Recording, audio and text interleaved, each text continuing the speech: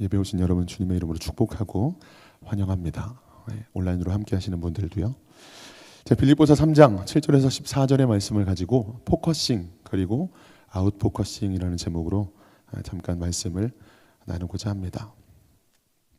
오늘은 수학 여행을 좀 해보려고 해요. 잠깐 수학 여행으로 말씀을 시작해 보고 싶습니다.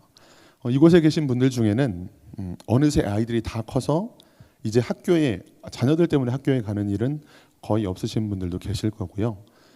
앞으로 한참 이제 아이들이 자라고 있어서 앞으로 한참 학부형이 되고 학교에 또 아이들 때문에 나쁜 일 때문에 가는 걸 말씀드리는 게 아니고요. 아이들 때문에 이렇게 저렇게 선생님과 이렇게 상담을 한다거나 요즘에는 그런 게 되게 잘 돼 있더라고요. 예전에는 부모님이 이제 학교에 가는 일은 육성회장이나 이런 거 아닌 이상에는 혼나러 애가 뭘 했어요 이렇게 불려가는 일들이 많았는데 요즘에는 그 아이들 학교에 정기적으로 1년에 한 번씩 아니면 학기에 한 번씩 정기적으로 아이가 어떻게 지내고 있는데 어떻게 했으면 좋을까요? 아니면 혹시 학교에 건의사항이나 이런 게 있진 않으세요? 라고 하면서 이렇게 학부형과 교사와 이렇게 만나는 일들이 정기적으로 있더라고요. 그래서 앞으로 아이들을 위해 학교를 가셔야 되는 분들도 분명 계실 겁니다. 추억 여행이라고 했으니까 아마 이미 아이들로 인해 학교에 가셨던 분들에 해당하겠죠. 아마 이맘때쯤이었던 것 같습니다. 이맘때쯤 요즘에는 체육대회라고 부르지만 예전에는 가을 운동회라는 말을 많이 썼습니다. 만국기가 온 하늘을 뒤덮고 운동장 양편으로 청군과 백군으로 팀을 나눠서 아이들이 앉아 있습니다. 물론 부모님들은 자기 아이가 속한 팀에 같이 앉아 있었죠. 제 경우는 주로 가을 운동회에 오는 부모님들은 도시락에 김밥을 싸오셨던 것 같아요. 김밥하고 과일들. 조금 이렇게 여력이 있는 분들은 치킨을 사오시기도 하고 그랬던 것 같기도 한데 저는 치킨을 먹었던 기억은 별로 없는 것 같아요. 저는 김밥만 항상 기억이 남았어서 어쨌든 그렇게 편을 갈라서 앉아 있다가 교장 선생님의 결코 짧지 않은 말씀과 모든 학생들이 모여서 준비 체조를 하고 나면 그러면 양 팀 간에 열심히 응원을 하고 또 선의의 경쟁을 벌였습니다. 사진을 좀 보여주시겠어요? 아마도 이런 모습이었겠죠. 물론 우리들의 기억 속에 운동장은 잔디밭은 아니었던 것 같아요. 황토색 흙으로 된 운동장이었던 것 같고 이런 것들이 아마 가을 운동의 모습이었던 것 같습니다. 혹시 기억이 나실지 모르겠어요. 맞아 그때 갔었지.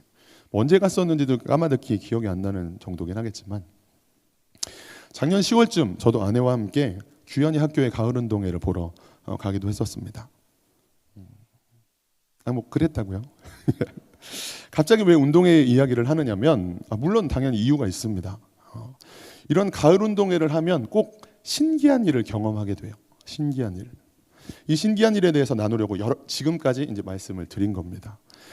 이 일은 가을 운동회에 참석하는 분들이라면 모두가 경험할 수 있는 일이에요. 모두가 경험할 수 있는 일. 혹시 무슨 일인지 짐작이 되십니까? 계주? 계주는 아닌 것 같아요. 네? 달리기?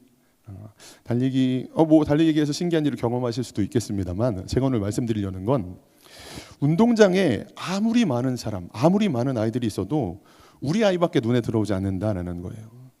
분명 사람들이 너무 많음에도 불구하고 다른 사람에게 가려져서 보이지 않을 때는 물론 그럴 수 없습니다만 우리 아이가 보이는 순간 처음에는 우리 애가 어딨지 이렇게 막 이렇게 쭉 스캔을 하죠. 근데 누군가에 가려서 보이지 않을 때는 모르지만 그러나 우리 아이가 딱 보이는 순간 그때부터는 다른 애들은 눈에 보이지 않는 거죠. 운동장에 아무리 많은 사람이 있어도 우리 아이보다 키가 큰 아이도 있고 당연히 예쁜 아이도 있을 텐데 그런데 그런 것은 중요하지 않습니다. 그냥 우리 아이밖에 보이지 않아요. 내 자식밖에 보이지 않는다라고 하는 거예요. 우리 모두가 최소 한 번 이상은 경험해본 일들이죠. 참 신기한 일인데 어떻게 그럴 수 있지? 분명 우리 애가 제일 예쁘고 제일 잘생긴 건 아닌데 물론 저는 아니지만 여러분들은 제일 잘생겼을 수도 있고 아이들이 제일 예쁠 수도 있긴 합니다만 그런데 어쨌든 더 예쁜 애도 더 잘생긴 아이들도 있지만 우리 아이밖에 눈에 들어오지 않는다라고 하는 거예요. 근데 왜 어떻게 이런 일이 가능할까요? 우리 아이니까요. 내 자식이니까. 내가 사랑하는 사람이니까 그 아이밖에 보이지 않는 겁니다. 이것을 이미지로 보여드리면 이런 걸 거예요. 사진을 좀 보여주시겠어요? 조금 약한데 근데 저 앞에 노란 티셔츠를 입은 아이가 우리 아이라고 한다면 지금 주변의 다른 사람들은 전혀 보이지 않죠. 다 흐리게 뿌옇게 보이고 우리 아이만 아이고 저렇게 재밌나 뭐 이런 생각을 하면서 볼 수 있겠죠. 그림은 그만 보여줘도 됩니다. 이것을 사진 기법으로 아웃포커스라고 해요. 아웃포커싱이라고 부르는데 아웃포커싱은 사진 기법의 용어로서 사진을 촬영할 때 심도를 얕게 해서 피사체의 심도를 얕게 해서 초점이 맞은 피사체를 제외한 배경을 흐려지게끔 뭉개버리는 기법을 말합니다. 내가 드러내고 싶은 것, 내가 초점을 잡고 싶은 것 그것 제외하고 나머지 모든 것들을 흐리게 뭉개버리는 걸 아웃포커싱이라고 사진 기법의 용어로 말을 합니다. 우리 아이에게 집중한 순간 다른 사람들은 눈에 보이지 않는 것. 그래서 이걸 아웃포커싱이라고 부를 수 있겠죠. 공감이 되시나요? 공감이 되십니까? 그런데 이것이 신앙의 영역에도 적용이 된다라고 하는 거예요. 신앙의 영역에도 이 아웃포커싱은 적용할 수 있습니다. 오늘 본문은 사도 바울이 자신에 대해서 이야기하는 내용입니다. 그는 자신이 집중하던 것이 무엇인지에 대해 자신이 무엇을 집중했었는지에 대해서 5절, 6절에서 이야기합니다. 빌립보서 3장 5절, 6절 말씀 읽어보겠습니다. 나는 8일 만에 할례를 받고 이스라엘 족속이요 베냐민 지파요 히브리인 중에 히브리인이요 율법으로는 바리새인이요 열심으로는 교회를 박해하고 율법의 의로는 흠이 없는 자라. 아멘. 이 말씀은 두 가지로 구분지어서 설명을 드릴 수 있는데 첫 번째는 선천적으로 바울이 자랑할 수 있는 것들입니다. 다른 말로 하면 내가 얼마나 금수저인 줄 알아? 라고 하면서 얘기를 하는 거예요. 너희들 중에는 뒤늦게 유대교에 들어와서 성인이 되고 나서야 할례를 받은 사람들이 있지. 나는 태어나고 8일 만에 할례를 받았어. 나는 정통 유대인이야. 라는 이야기를 하는 거예요. 또 내 혈통은 하나님이 택하신 이스라엘 족속이고 그 중에서도 베냐민 지파다라고 자랑을 합니다.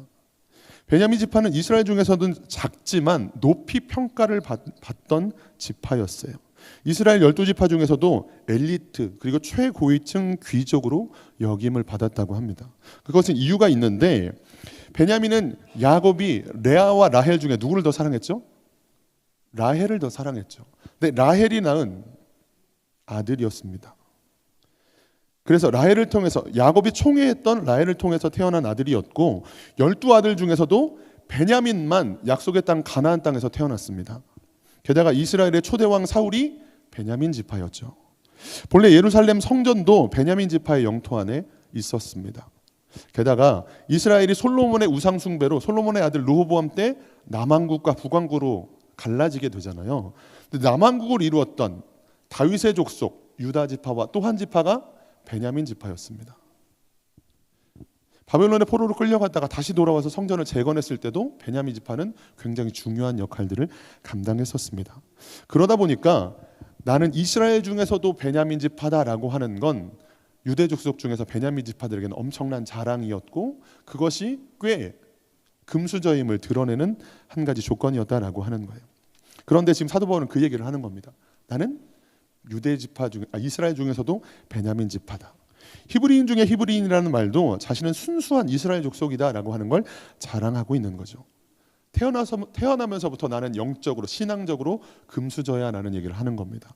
그런가 하면 이 말씀에는 두 번째로 후천적인 것, 자신의 선택으로 얻게 되었던 것들에 대해서도 자랑하고 있습니다. 빌립보서 3장 5절 6절 말씀 노란색 부분만 다시 한번 읽어보겠습니다.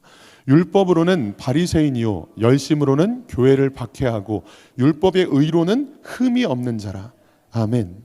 율법으로는 바리새인이다라고 하는 말은 당시에 바리새인은 율법과 계명을 지키는 일에 철저했던 사람들이었어요. 유대에서 가장 유력한 파당이었고 정통파로 취급되었던 부류였습니다. 그리고 사람들에게 인정과 존경을 받는 사람들이기도 했고요. 사도 바울은 바리새인 중에서도 바리새인이었다라고 얘기하는 거예요. 게다가 우리가 잘 아는 것처럼 당대 최고의 유대 사상가였던 가말리엘 문화에서 그는 공부를 합니다. 가말리엘 수하에서 공부를 하죠. 열심으로는 교회를 핍박했다라고 하는 말도 하나님의 선택된 백성으로 여겨졌던 이스라엘 공동체의 순수성을 지키기 위해서 열심을 다했다. 특별히 그것을 위해 율법과 전통신앙에 위배된다고 여겨졌던 저 이단 무리들, 저 예수라는 이단을 따르는 무리들을 핍박하는 일에 나는 가장 앞장섰던 사람이었다라고 얘기하는 거예요. 이건 유대인들의 입장에서는 가장 열심을 냈던 사람이라고 생각할 수 있는 거죠. 게다가 또 뭐라고 이야기하죠? 율법의 의로는 흠이 없는 자다. 율법에 흠이 없는 사람은 당연히 있을 수 없겠죠. 우린 이 사실은 알지만 이 맥락에서는 나는 율법을 지키는 일로는 흠이 없는 자였다라고 말을 하는 거예요. 그만큼 율법을 지키는 일에 생명을 걸었던 자였다라고 자신을 소개하는 겁니다. 여기까지 들어보시면 만약 바울이 너 한번 내놔봐. 네가 어떻게 신앙생활 했는지, 네가 어떻게 하나님을 믿었는지 내 앞에서 한번 자랑할 만한 거 얘기해봐. 내가 먼저 할까? 야, 나는 히브리인 중에 히브리인이야. 나는 베냐민 지파야. 막 이렇게 쭉 얘기를 하는 거예요. 자기의 태생부터 나는 원래부터 금수저로 태어나고 난 이후에 이건 내가 나의 어떤 의지와 내 선택과 상관없는 것들이니까 이거는 제외하고 얘기해 볼까? 그래, 나는 바리새인 중에 바리새인이야. 나는 가말리엘 문화에서 공부를 했어. 그리고 나는 율법의 의로는 흠이 없는 자야. 이렇게 말하는 바울 앞에서 누가 아니 뭐 너 잘났네 뭐 이렇게밖에 말할 수 없겠죠. 아무도 내가 그래도 난 이 정도는 할 수 있어. 나는 목사야. 그렇게 말할 수 있을까요? 말 못할 것 같은데요. 아마 우리 중에 바울이 우리 앞에서 이렇게 말한다면 누구도 자랑할 수 있는 게 없을 겁니다. 최소한 신앙의 영역에서는. 그가 태생부터 혈통 그리고 후천적으로 자기가 선택하고 열심으로 살아왔던 모든 삶 가운데 어느 것 하나도 그 앞에서 자랑할 수 있을 만한 것들이 우리들에게 없다라고 하는 거예요. 그런데 그렇게 자랑할 것들이 많았던 사도 바울이 이렇게 이야기하는 거예요. 빌립보서 3장 7절입니다. 읽어보겠습니다. 그러나 무엇이든지 내게 유익하던 것을 내가 그리스도를 위하여 다 해로 여길 뿐더러 아멘. 남들이 그리고 나 자신도 자랑으로 여겼던 그 모든 것들, 내게 유익하던 것들을 이제는 그리스도를 위하여 다 해로 여겼다라고 고백하는 거예요. 여러분 오해하시면 안 됩니다. 바울이 지금까지 말했던 모든 것들에 대해서 바울은 그것들이 유익하지 않은 것이라고 말하지 않아요. 유익했었다라고 말해요. 하지만 그것보다 더 귀한 것, 그것보다 더 유익한 것들을 발견한 내게 이제는 그것들은 해로운 것이 되었다라고 말하는 겁니다. 그러면서 그 이유를 뭐라고 말씀하시는 거예요? 빌립보서 3장 8절에서 9절입니다.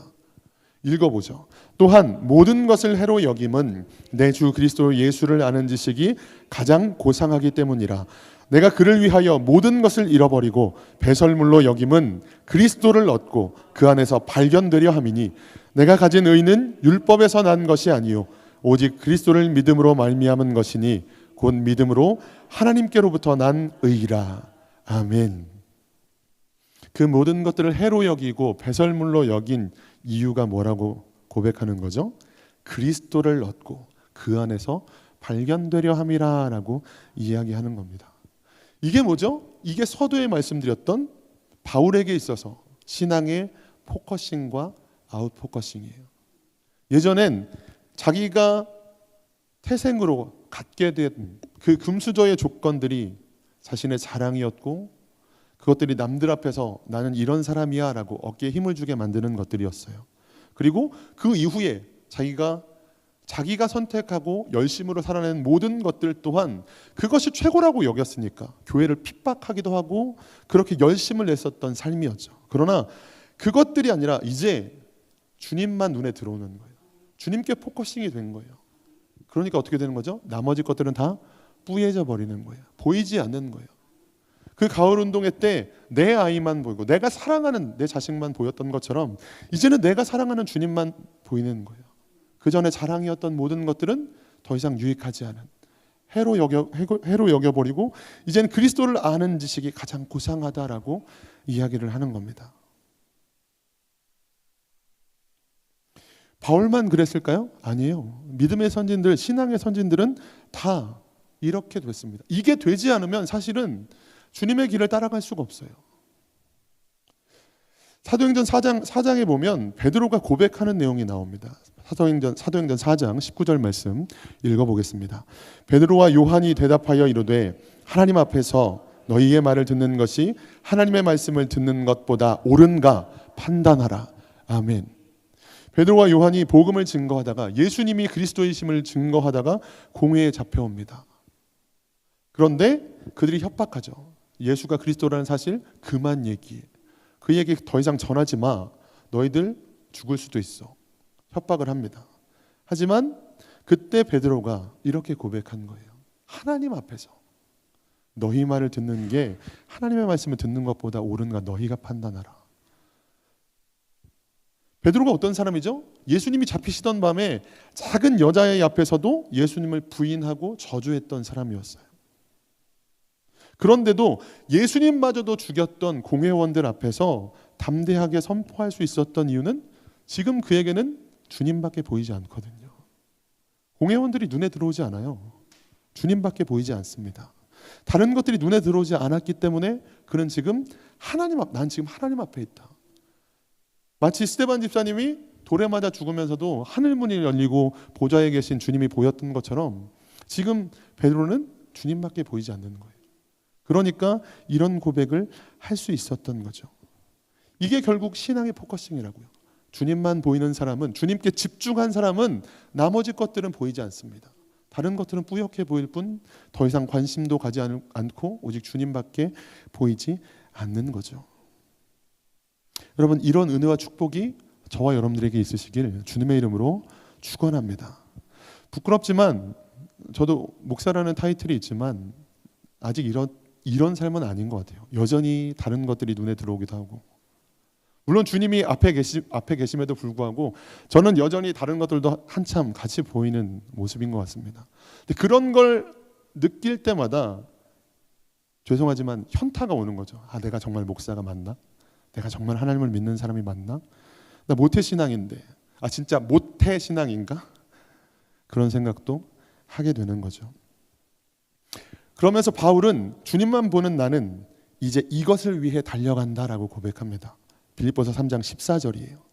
빌립보서 3장 14절 읽어보겠습니다. 표대를 향하여 그리스도 예수 안에서 하나님이 위에서 부르신 부름의 상을 위하여 달려가노라. 아멘. 그는 이미 주님으로 인해 더 이상 필요한 것은 없습니다. 모든 것으로 그에게는 더 이상 모자람이 없고 주님으로 이미 충만해졌기 때문에 다른 것은 필요치 않습니다. 다만 이 길 끝에서 주님께서 내게 주실 그 충성의 상, 의의 면류관, 이런 것들을 향하여 나는 표대를 향해 달려간다라고 고백하는 겁니다. 그럼 말씀을 마치겠습니다. 그럼 포커싱 아웃 포커싱은 꼭 주님만 포커싱 되는 건 아니에요.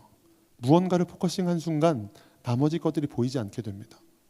세상에 포커싱을 두면 오히려 주님이 보이지 않는 거죠. 교회에서 예배를 드리는 일이 미련해 보이고 어리석어 보이는 거죠.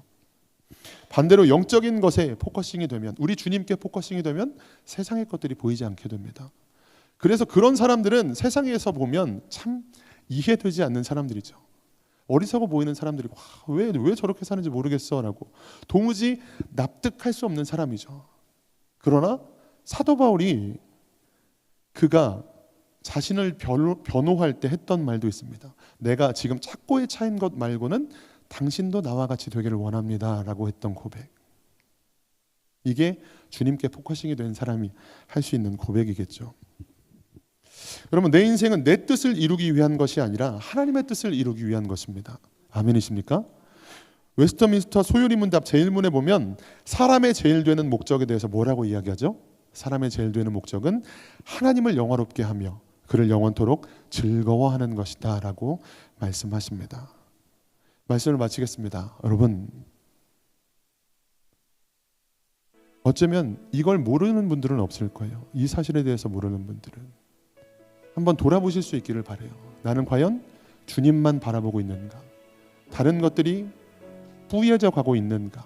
아마 그 정도도 점점 더 달라질 거예요. 처음에는 그래도 다른 것들도 보이다가 이제는 내가 주님을 사랑하면 사랑할수록 다른 것들이 조금씩 더 안 보여지기 시작할 겁니다. 투명도가 더 옅어져 가겠죠. 더 뿌얘져 가겠죠. 저도 마찬가지고 여러분들도 마찬가지일 겁니다. 신앙의 연수와는 별로 상관이 없는 것 같아요. 하나님께서 은혜를 주시면 주실수록. 제가 아는 어떤 목사님은 청년 때 그런 고백을 하시더라고요. 하나님, 제가 지금은 하나님을 사랑하는 정도로 순위를 따졌을 때 세상에 얼마나 많은 크리스찬이 있는지 모릅니다. 그 중에 내가 몇 번째로 주님을 사랑하는 사람인지는 모르겠습니다.